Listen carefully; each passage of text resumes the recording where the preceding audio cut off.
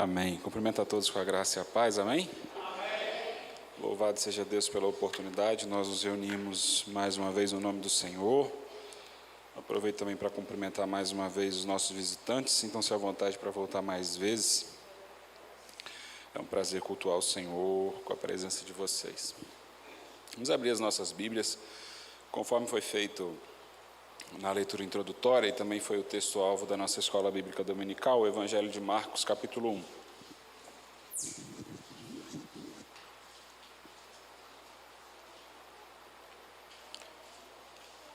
Marcos, capítulo 1, verso 14.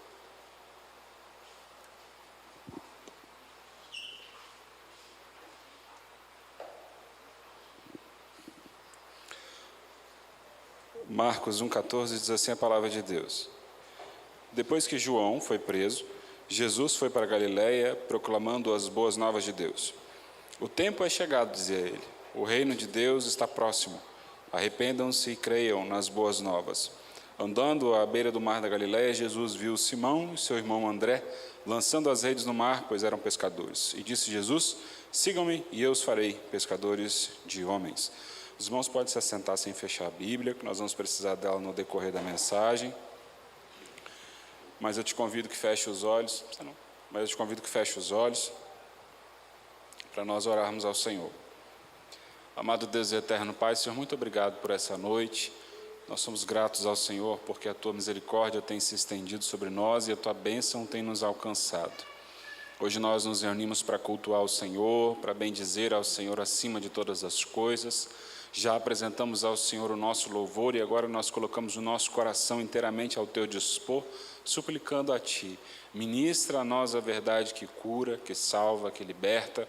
Estamos diante das Tuas Escrituras. Então conceda-nos o entendimento que é próprio do Teu Espírito Santo, para que haja em nós o convencimento da verdade de Cristo sobre nós. E que ao terminarmos esse culto, nós não estejamos da mesma forma que chegamos aqui, mas com o nosso coração abastecido pelo Senhor, para entendermos que vivemos em um mundo mau, falido e caído, mas não foi para viver aqui que o Senhor nos chamou, foi para morarmos com o Senhor, na Nova Jerusalém que vem dos céus. Assim nós suplicamos ao Senhor, alimenta-nos em nome, por amor de Cristo Jesus. Amém e amém, Jesus.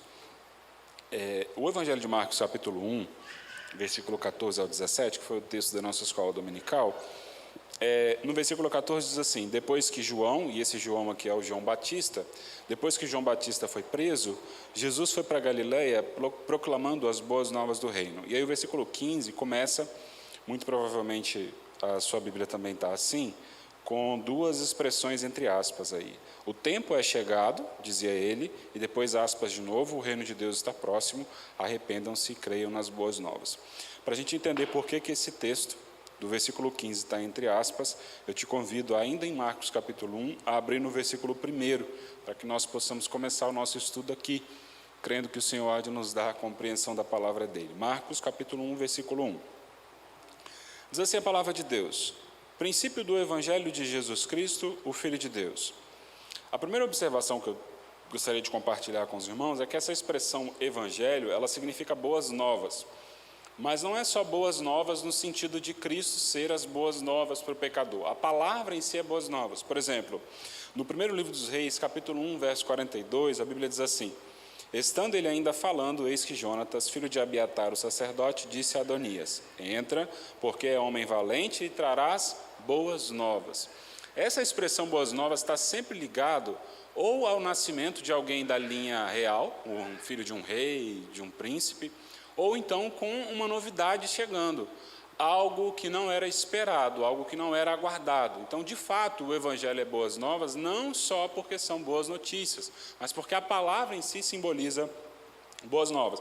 A mesma coisa acontece no primeiro livro de Samuel, no capítulo 31, verso 9, quando os filisteus entram no acampamento e encontram o corpo de Saul e o do filho dele.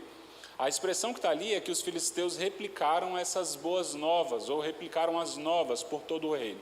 Então, evangelho significa notícias, ou boas novas. Por isso que Marcos começa dizendo que é o evangelho de Cristo, porque são as novidades de Cristo. O evangelho por si só é uma palavra que traduzido significa boas novas ou notícias, né?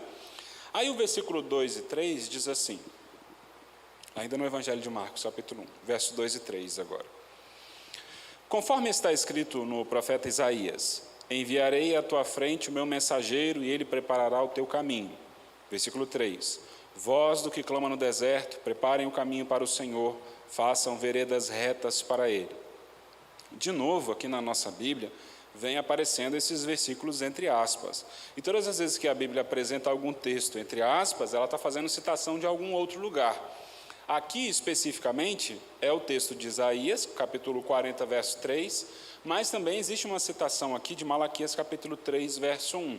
E é essa citação de Malaquias, capítulo 3, verso 1, que eu quero refletir com você. Recapitulando, o versículo 2 e 3 do Evangelho de Marcos, no capítulo 1, traz duas citações. Marcos traz duas frases que são tiradas de outros textos bíblicos. São eles Isaías capítulo 40, verso 3 e Malaquias capítulo 3, verso 1, que basicamente dizem a mesma coisa, que o povo precisava se arrepender e que o caminho precisava ser preparado para a chegada do Messias. Amém para todo mundo? Se os irmãos não entenderem, eu volto e explico de outra forma. Então, eu quero ler com os irmãos aqui Malaquias capítulo 3, verso 1, que diz assim. Malaquias ainda está no Antigo Testamento. Vejam, eu enviarei o meu mensageiro, que preparará o caminho diante de mim. E então, de repente, o Senhor que vocês buscam virá para o seu santo templo. O mensageiro da aliança, aquele que vocês desejam, virá, diz o Senhor dos Exércitos. Nós já estudamos recentemente aqui num culto de quinta-feira, acredito eu, a divisão dos reinos de Israel em Reino do Norte e Reino do Sul. E quando isso acontece, você tem o surgimento, então, de vários homens, que são chamados de profetas, que falavam outrora ao Reino do Norte, outrora ao Reino do Sul. Amém? O profeta Malaquias, em específico, ele fala a um reino, mas por ser profeta, a mensagem dele não tinha um fim em si mesmo. Ele não falava somente para o povo daquela época, mas ela tinha uma mensagem para o futuro.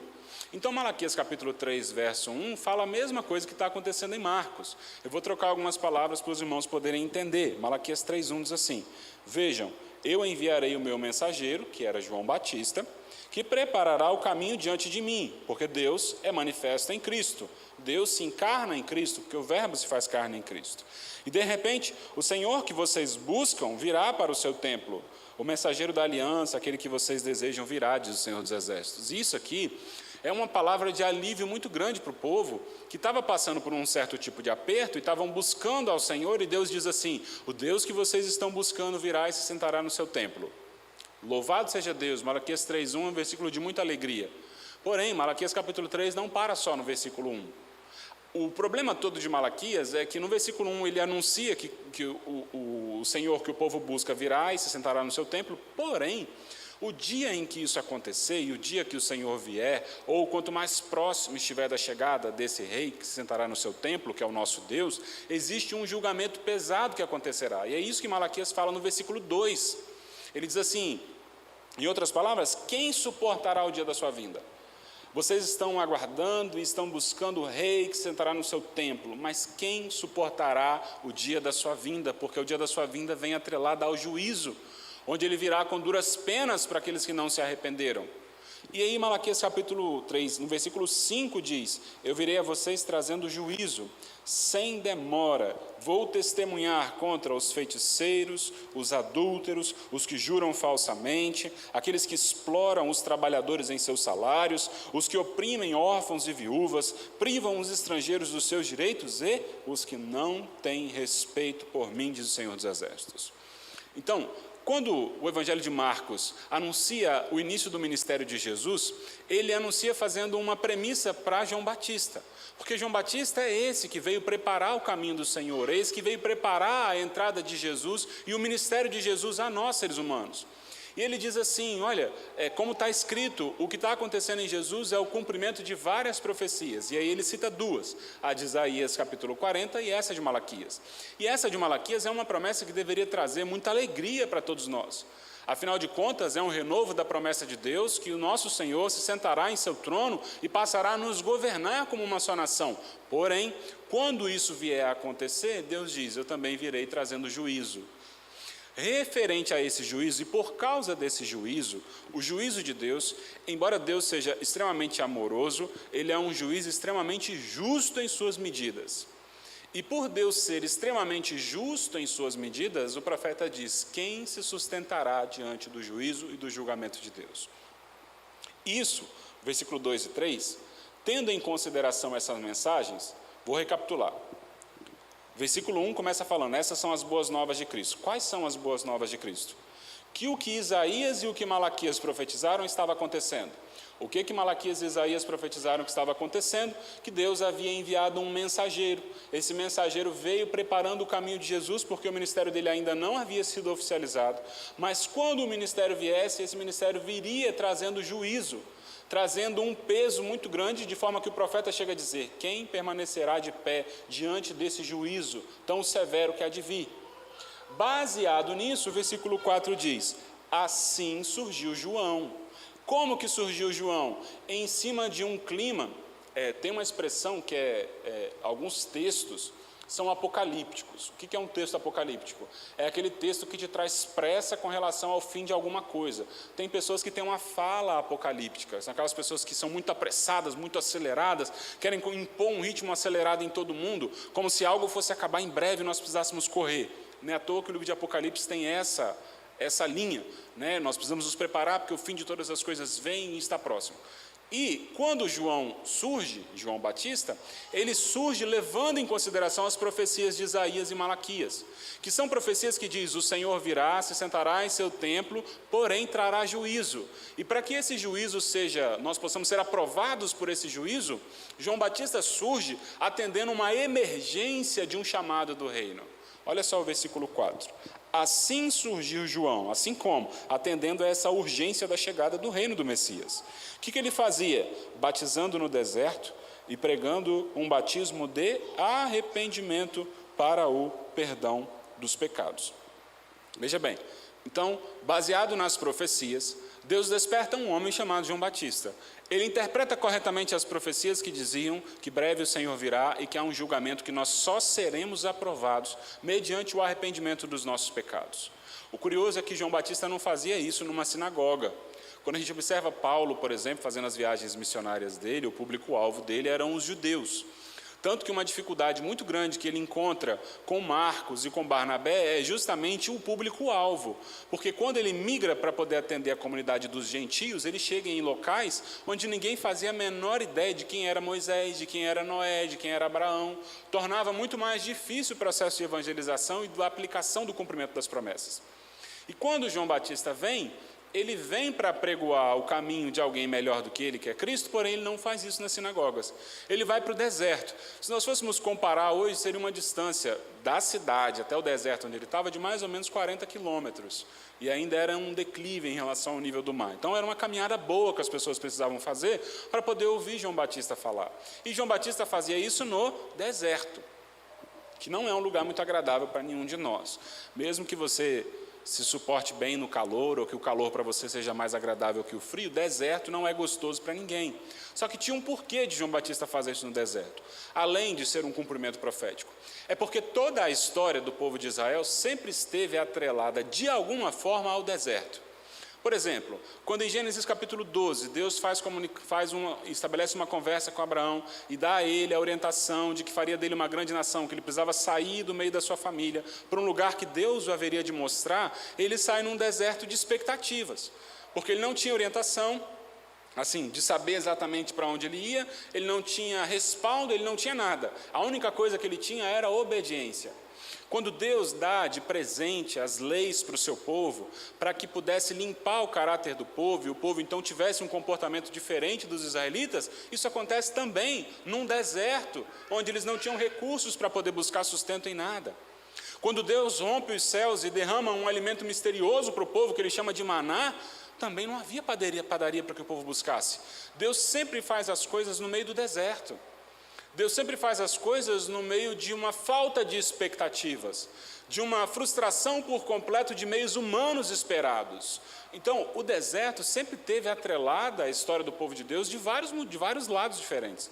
Hoje em dia, por exemplo, nós costumamos dizer que estamos no deserto quando estamos passando por algum período de dificuldade, onde nós não temos mais expectativa. E aí eu lembro de uma letra de um hino, que é do Ministério Zoe, que diz assim, que o Senhor nos leva ao deserto para falar de amor.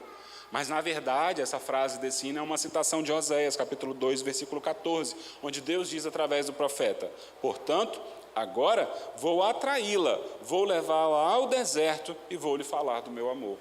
Curiosamente, esse ambiente desagradável e ruim de estar e de ir é o ambiente que Deus escolheu para nos falar acerca do amor dele. E Deus falou acerca do amor dele no deserto diversas vezes. Deus falou quando deu a lei, Deus falou quando anunciou um Messias temporário que foi Moisés, Deus falou quando deu ao povo orientação para vencer Jericó, Deus falou quando colocou José como governador do Egito e o povo de Israel não tinha onde buscar sustento. Deus falou no meio do deserto diversas vezes. Deus livrou o seu povo quando eles estavam dentro de uma cidade sitiada, mas estavam num deserto de recursos, não tinham onde pedir ajuda. A mesma coisa acontece comigo e com você. Todas as vezes em que o Senhor percebe que está na hora de nos colocar no nosso lugar, de nos fazer calçar a sandália da humildade, como meu pai dizia, ou de nos fazer enxergarmos quem nós realmente somos, o Senhor nos leva ao deserto. Ao deserto, às vezes, da falta de saúde, ao deserto da falta de recurso financeiro, ao deserto do desemprego, ao deserto da falta de experiência com Deus, ao deserto da sensibilidade, de diversas formas. Deus nos coloca em desertos para mostrar para mim e para você, está vendo? Você, pelos seus próprios recursos e pelas suas próprias forças, não pode nada. Agora que eu te coloquei no deserto, eu vou te falar do meu amor, eu vou fazer você entender que tudo aquilo que você tem e vier a alcançar é fruto única e exclusivamente do meu amor por você, que não é justificado por nada que eu e você venhamos fazer. Então o Senhor nos leva ao deserto. Através do ministério de João Batista, Deus coloca toda a comunidade de Israel no deserto de novo, para que pudesse ouvir um profeta falar. O curioso também é que João Batista rompe um silêncio profético. Se você tiver em casa uma Bíblia mais antiga, você vai ler Malaquias e vai observar que quando Malaquias termina, existem ali 3 ou 4 páginas em branco entre Malaquias e Mateus. E isso acontece porque acredita-se num silêncio profético de Malaquias até João Batista, de mais ou menos 300 ou 400 anos, dependendo de como que a gente for encaixar a história. Então, havia um silêncio profético. A nação ouviu pela última vez Deus falando que viria, se sentaria no seu templo e julgaria, trazendo juízo sobre o seu povo em Malaquias capítulo 3. E há um silêncio depois disso que é rompido por João Batista chamando a comunidade para o deserto para dizer para eles: olha, é necessário que haja arrependimento porque o reino está próximo e nós precisamos mudar o nosso padrão de comportamento, porque o dia que esse reino chegar, ele será acompanhado de juízo e nesse juízo não passa qualquer um. Desse juízo ninguém permanece em pé se não for pautado no arrependimento e na mudança de comportamento. E ali João Batista exigia então o batismo de todos aqueles que professassem o arrependimento. Versículo 5 diz assim: e ele, João Batista, vinha toda a região da Judéia e todo o povo de Jerusalém, confessando seus pecados, eram batizados por ele no Rio Jordão. E aí a comunidade de Israel aceitou aquele rompimento do silêncio profético, vai até o deserto, e aqueles que vão até o deserto e ouvem a mensagem de João Batista, se arrependem dos seus pecados e são batizados por ele. E aí o por ele aqui pode ser tanto pelo próprio João Batista, como pelos discípulos de João Batista, né, de acordo com o que João Batista havia estipulado. O curioso é que quando você olha para o Antigo Testamento e você vê os profetas falando, eles falavam algo parecido com isso. Deus não quer a circuncisão de carne, Deus quer a circuncisão do coração. Porque todas as vezes que um profeta se levantava no Antigo Testamento, o objetivo do profeta era levar as pessoas ao convencimento de que estavam num caminho errado e voltarem-se para o seu Senhor, deixando com que Deus de novo os conduzisse em um caminho de bênção e de vitórias. Porém, você não vê exigência nenhuma no Antigo Testamento de que eles precisavam ser batizados, de que eles precisavam participar da ceia. Você não vê esse tipo de exigência. Agora, em João Batista, você não vê apenas ímpios indo até João Batista e se batizando. Você vê os próprios judeus indo até João Batista e entendendo que era necessário descer as águas, que era necessário o batismo. Uma coisa curiosa é que o batismo ele não é uma novidade de João Batista. João Batista não inventa o batismo e nem inicia a prática do batismo. Na comunidade judaica antiga, quando você vinha de outro segmento religioso ou não tinha religião e se convertia ao judaísmo, existia um batismo para você também. Não era necessariamente a circuncisão, porque você precisava ser de família judia, mas havia um batismo que era aplicado àqueles que eram prosélitos, esse era o nome. Os prosélitos passavam por um batismo. Só que o judeu não. Você não vai encontrar um profeta chamando as pessoas a passarem por um batismo, mas você vai encontrar João Batista dizendo: é necessário que todos se arrependam e desçam as águas como manifestação pública de arrependimento das suas práticas, das suas obras, e vivam uma novidade de vida a partir disso.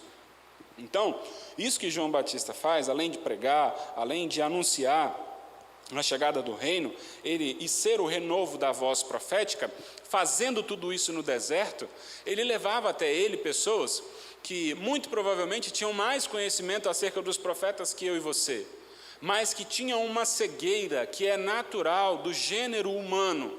Quando nós caímos no pecado original de Adão e Eva, em Gênesis capítulo 3, todo o nosso gênero humano passou a ser corrompido desde então.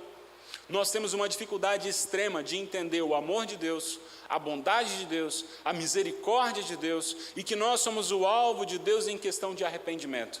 Nós olhamos para Deus sempre como algo muito distante, às vezes olhamos para Deus como injusto por não atender as nossas solicitações quando nós queremos, por Deus permitir certas coisas, por Deus deixar que certas coisas aconteçam.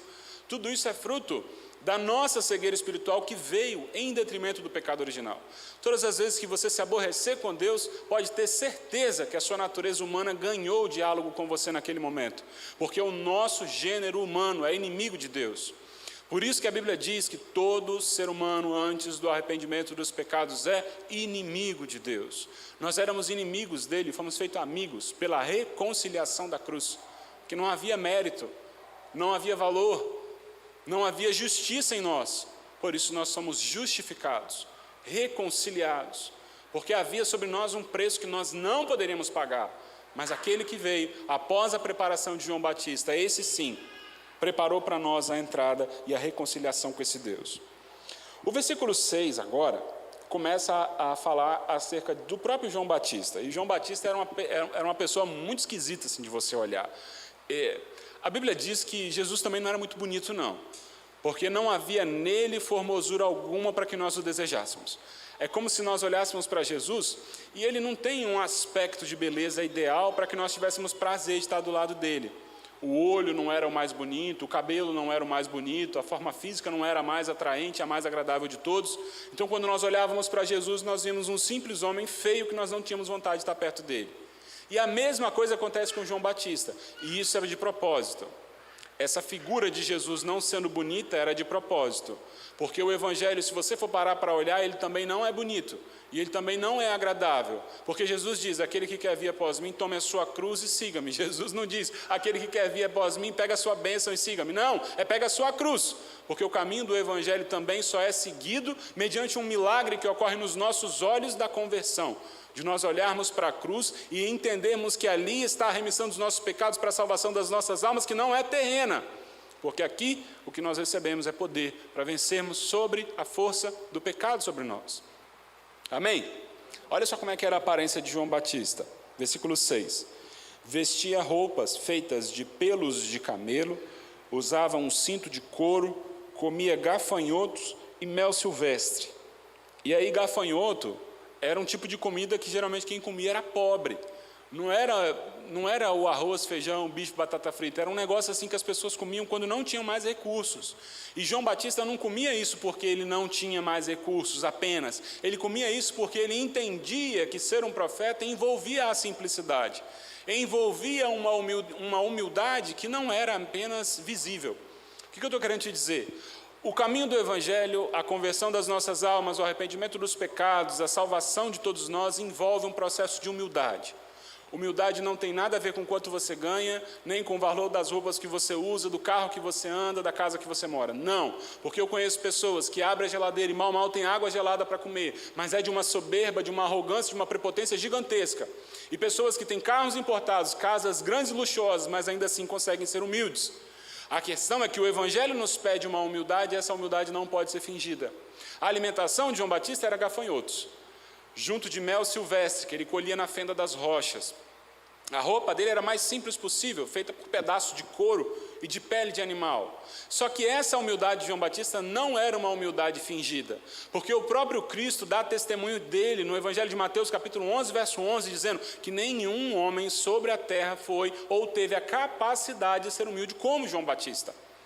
Jesus sabia que aquela humildade não era fingida, porque quando nós somos constrangidos ao arrependimento, a humildade que domina o nosso coração é uma humildade verdadeira, que busca em nós a mudança de comportamento. E aí no versículo, por exemplo, segundo o livro dos Reis, capítulo 1, versículos 7 e 8, tem uma expressão que diz assim: o rei lhes perguntou, como era o homem que os encontrou, e lhes disse isso. E os homens responderam, ele vestia roupas de pele, usava cinto de couro, e o rei concluiu, era o tesbita Elias. Essa forma de se vestir mais humilde era o molde profético como um profeta andava no Antigo Testamento. Antes da coisa ser banalizada ali, você ter o surgimento de tantos falsos profetas, os profetas verdadeiros entendiam que o reino de Deus está tão perto que é bobeira eu me desgastar com preocupações desnecessárias. Um crente verdadeiro também entende isso quando Paulo diz aos filipenses, não andeis ansiosos com coisa alguma. Qual que é o problema da ansiedade? E a ansiedade aqui não é o transtorno de ansiedade. A ansiedade é a preocupação excessiva com o amanhã, porque ela é um pecado. Porque se eu me preocupo demais com o que eu vou comer, com o que eu vou vestir, onde eu vou descansar, como que eu vou alimentar minha família, se eu me preocupo demais com isso, eu deixo em descrédito a provisão de Deus, os recursos dele, a bênção dele sobre mim, o fato dele me colocar no deserto para me ensinar, para me moldar e para me trabalhar. Então, essa forma de se vestir de João Batista não era algo que ele também inventou. Era um molde que ele entendeu. Ele aplicou sobre ele todo o molde profético do Antigo Testamento. E Jesus validou o ministério dele. Versículo 7. Marcos capítulo 1, versículo 7. Acompanhe aí na sua Bíblia. E esta era a sua mensagem. Qual que era a mensagem de João Batista?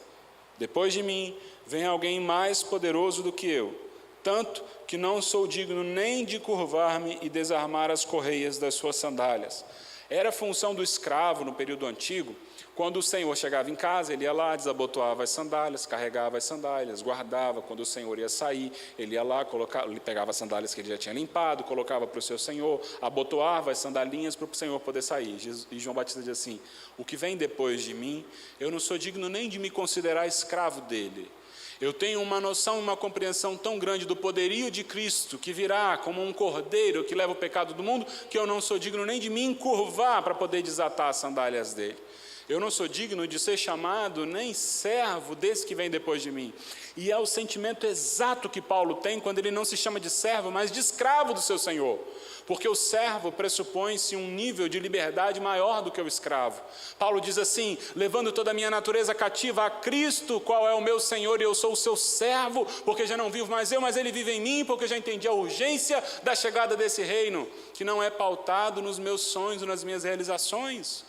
Às vezes eu tenho sonhos para daqui a 10, 15, 20 anos, e o Senhor olhando para mim sabe que a minha vida não passa de um mês, de 2 meses, de 1 ano, de 5 dias. Deus sabe que talvez eu não acorde amanhã, e eu na minha natureza humana traço planos para tantos anos, e o Senhor dizendo para mim e para você hoje, que é mais importante que hoje a nossa alma esteja alinhada com a expectativa de salvação dEle, para que a gente entenda que nós, em nossa natureza, não somos dignos nem mesmo de desatar as sandálias as quais Ele usava. E torna a te dizer, isso aqui não é a falsa humildade. Eu já vi falsa humildade muitas vezes. Às vezes a pessoa senta para poder participar de alguma refeição e quer comer mais um prato, e a pessoa fala assim, não precisa não quero mais não, falsa modéstia. Só que o que aplica-se a João Batista não era a falsa modéstia, era a humildade verdadeira de quem entendeu o chamado do reino. Por isso Jesus dá testemunho dele no Evangelho de Mateus 11:11. Não teve nenhum outro como ele, que entendeu como ele a urgência do reino de Deus, que se desfez dos seus valores, que se desfez daquilo que esperava de uma vida humana em prol de uma vida vindoura. Eu tenho certeza que você, assim como eu, tem seus projetos, tem seus sonhos, suas metas, suas ambições de vida, e não tem problema nenhum sonhar. O problema é quando essas coisas estão acima do chamado de Cristo ao arrependimento das nossas almas. Porque um dia, a certeza que nós temos é que nós morreremos. E de acordo com Malaquias, Isaías, João Batista e Jesus, após essa morte, virá sobre nós um julgamento muito severo. E nós só seremos sustentados nesse julgamento, mediante o nosso arrependimento. E o arrependimento não é feito depois da morte. O arrependimento é feito aqui, em vida. Quando nós aceitamos ao Senhor o preço de cruz, o sangue do Cordeiro, e estamos alinhados com Ele, entendendo que importa para nós aquilo que Ele nos projetou, e não apenas os nossos próprios sonhos. Versículo 8. Depois que João Batista falou que ele não é digno nem de desatar as sandálias, depois que a Bíblia já apresentou João Batista, ele diz no versículo 8, eu os batizo com água, mas ele os batizará com o Espírito Santo. Havia uma diferença do batismo de João e do batismo de Jesus. O batismo de João era para todo mundo, judeu ou gentio, que se arrependesse dos pecados precisava descer as águas em forma de arrependimento. Mas existe um batismo que é diferente em Jesus. A Bíblia traz 3 parábolas para ilustrar esse batismo, e ela chama de batismo no fogo em uma dessas parábolas. E o batismo no fogo não é o batismo de Atos 2, como capacitação e aperfeiçoamento para o ministério. É um batismo que é feito para separação. O fogo vem para separar, o fogo vem para consumir a palha, para consumir o joio e deixar puro aquilo que é o trigo genuíno. Paulo diz, é necessário que haja no meio de vocês contendas e dissensões para que aqueles que são fiéis sejam evidenciados. Esse é o batismo no fogo. Jesus veio para separar, Jesus veio para limpar. Ele pega uma pá, joga para o alto, o vento leva o joio, o trigo cai de novo na pá. Ele guarda o joio para a destruição e o trigo no seu celeiro. Se nós formos o trigo do nosso Senhor, nós seremos guardados na Nova Jerusalém. Se nós formos o joio do meio da igreja, nós seremos levados com o vento. Que vento é esse? Ventos de doutrina, para que sejamos consumidos, entregues a nós mesmos e às nossas paixões. João Batista diz, eu os batizo com água, e ele os batizará com o Espírito Santo. Do versículo 9 ao 14, eu não vou me ater muito, porque não foi muito o tema da nossa escola bíblica dominical, e até para facilitar a compreensão dos irmãos, mas eu vou ler aqui. Naquela ocasião, e essa ocasião que a Bíblia fala aqui, é o início do ministério de Jesus. Jesus veio de Nazaré, que era o lar da infância dele, na Galileia, e foi batizado por João no Jordão. O próprio Cristo foi batizado por João no Jordão. Mas, pastor, João não pregava que o batismo dele era para remissão de pecados e as pessoas precisavam mudar de vida? Sim. É por isso que João não quis batizar Jesus. Quando você olha os outros, quando você olha, por exemplo, no Evangelho de João, capítulo 8, verso 46, João Batista teima com Jesus com relação ao batismo. Não, eu não sou digno nem de desatar suas sandálias, como é que eu vou descer as águas? Mas é necessário que assim aconteça. Então, quando Jesus se batiza através de João, não é para confessar pecados, não é porque ele precisava, não. Quando ele faz isso é para, primeiro, se assemelhar a mim e a você, para dizer para mim e para você que o que nós preservamos hoje como virtude da igreja, que é o batismo, é necessário porque ele mesmo experimentou. A segunda coisa que ele faz é para deixar para mim e para você uma associação com o movimento do próprio João Batista. João Batista pregava o arrependimento dos pecados com evidência do batismo nas águas. Jesus, quando desce as águas, está dizendo assim, olha, eu não estou aqui para criar um novo movimento. Eu estou aqui para dar continuidade a esse movimento de João Batista. Eu estou dando sequência a esse movimento de João Batista. O que não está claro no Evangelho de Marcos, capítulo 1, e que a gente vai ver um pouco mais adiante, é que o que está acontecendo aqui é o início do ministério terreno de Jesus. E o início do ministério terreno de Jesus acontece, consequentemente, quando o ministério de João Batista cessa. Durante o ato da prisão de João Batista, Jesus entende que é o início do seu ministério que precisava acontecer. Prevendo esse acontecimento, ele desce as águas para continuar o ministério do próprio João Batista. João Batista abriu o caminho, foi para o deserto falar do amor de Deus. Anunciou as boas novas para o povo, o reino é chegado, está perto de vir alguém que eu não sou nem digno de desatar suas sandálias. Ele fez isso com muito louvor, e Cristo reconheceu o trabalho de João Batista. Agora que o trabalho de João Batista estava consumado, é hora do início do ministério de Jesus surgir para mim e para você como continuação do ministério profético. Por isso, a lei e os profetas vão até João, e esse João é o João Batista. Olha só, versículo 10. Assim que saiu da água, Jesus viu os céus se abrindo e o Espírito descendo como pomba sobre ele. Então veio dos céus uma voz, tu és meu filho amado e em ti me agrado. Logo após o Espírito o impeliu, o levou para o deserto. Versículo 13. Ali esteve 40 dias sendo tentado por Satanás. Estava com os animais selvagens e os anjos o serviam. Depois que João foi preso, Jesus foi para a Galileia, proclamando as boas novas de Deus. Você tem aqui a mesma expressão que está lá no versículo 1, da proclamação das boas novas, que era dada por João Batista. Agora, no versículo 14, Jesus, quando soube que João Batista foi preso, ele volta para o mesmo lugar onde a comunidade saía para se encontrar com João Batista, apregando as boas novas de Deus. Ele dá sequência ao trabalho de João Batista.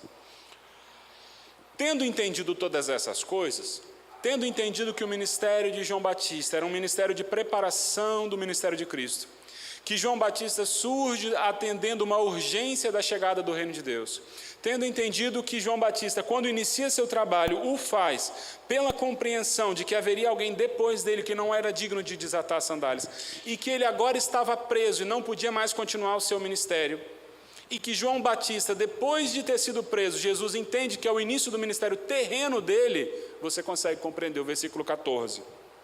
O tempo é chegado. Que tempo é chegado? É o tempo em que os profetas já se cumpriram em João Batista, em que o meu precursor já veio, já realizou o seu trabalho, e agora é a minha chegada. O curioso é que no grego, essa palavra, o tempo é chegado, não é o tempo, no sentido de tempo cronológico determinado por homens, mas é um tempo determinado onde todas as coisas cooperaram em seus acontecimentos para que fosse daquela forma. Kairos ou Kairos, dependendo da sua tradução. Jesus diz assim, o tempo específico é chegado agora, porque o ministério profético já se cumpriu em João Batista, ele já preparou o caminho para mim, já anunciou as boas novas, agora é o início do meu ministério. E olha só o que Jesus diz: o reino de Deus está próximo, arrependam-se e creiam nas boas novas. É exatamente a mesma coisa que João Batista dizia. A expectativa de Jesus quando fazia isso é o seguinte: às vezes aqui na igreja eu observo o comportamento de algumas crianças, às vezes no jeito de responder, no jeito de olhar, no jeito de andar, e eu vejo o pai e a mãe purinho. O jeito que reage a determinadas situações é o pai que está ali em miniatura, é a mãe que está ali em miniatura reagindo. Às vezes até no jeito de revirar o olho é igualzinho, igual, sem tirar nem pôr. Quando Jesus diz assim, o reino é chegado, e nós precisamos nos arrepender, quem estava ouvindo Jesus podia nunca ter ouvido ele, mas ouviu João Batista e sabia que Jesus era a continuação, porque o tempo é chegado. E quem ouvia se estremecia, porque sabia, se João Batista disse que viria alguém, que ele não era digno de desatar as sandálias, quem está falando isso comigo é ele, e eu não sou digno de desatar as sandálias, porque o reino é chegado. O reino veio, o tempo oportuno é o hoje. E o versículo 16 diz assim, andando à beira do mar da Galileia, viu Simão, que é Pedro, e seu irmão André lançando as redes ao mar, pois eram pescadores. E Jesus disse, sigam-me, e eu os farei pescadores de homens. No mesmo instante, eles deixaram as suas redes e os seguiram. Os primeiros que Jesus recruta para ser seus trabalhadores eram pescadores. Parte da missão do pescador é estar acostumado, principalmente ali, com a imprevisibilidade do mar, porque nunca sabe qual é o fruto que vai recolher e a quantidade que vai recolher, e principalmente o uso da paciência, de saber que nem sempre ele vai conseguir no tempo que ele quer. Os primeiros que Jesus recruta são homens extremamente valentes, extremamente valorosos para o reino, mas Deus não os recruta porque eles tinham essas habilidades. Deus os recruta crendo na habilidade de Cristo sobre eles, por isso diz, eu os transformarei em pescadores de homens, porque vocês são pescadores de peixes. Quando Jesus fala isso, isso serve para todos nós, é que o chamado de Cristo ao arrependimento e ao crer num reino vindouro, não é para que a gente acredite que temos muita utilidade do reino, porque sabemos cantar ou tocar, porque temos uma habilidade inata dada por Deus no nosso nascimento que nos faz cantar afinados. Não é porque temos eloquência de palavras e sabemos falar ou orar bonito. Não é por nenhuma dessas coisas. Porque quando nós estamos diante dele, todas essas coisas são reduzidas a nada diante da majestade dele. Ele diz, é eu que transformo vocês em pescadores de peixe, em pescadores de homens e não mais pescadores de peixes. As suas habilidades, as suas aptidões, nada representam se não forem o alvo de Deus sobre as nossas vidas. Claro para todo mundo? Davi era um homem que tinha muitas posses, muitas riquezas, muitas possibilidades. Ele sabia articular governo, articular exército. Ele poderia ter construído um templo muito mais fácil que seu filho, mas Deus não quis. Você pode considerar que é muita coisa você saber cantar, tocar, orar, ler bonito, e Deus pode olhar para mim e para você achando que isso aí não representa nada, porque o que Ele quer de mim e de você é fruto da obra de conversão nele, em mim e em você. E essa conversão nos abre para novos horizontes, nos dá novas perspectivas, novas habilidades, novas capacidades, de forma que aquilo que eu julgava que era valioso é pó diante dele, mas aquilo que ele coloca em nós tem muito valor e muito peso, para que nós possamos produzir crescimento no reino que é dele. Versículo 19 e 20 diz assim, Ido um pouco mais adiante, viu num barco Tiago, filho de Zebedeu, e João, seu irmão, preparando as suas redes. Logo os chamou e eles o seguiram, deixando Zebedeu, seu pai, com os seus empregados no barco. E aí eu te convido a se colocar de pé para nós orarmos e agradecermos ao Senhor essa noite, fazendo algumas reflexões sobre esses últimos versículos.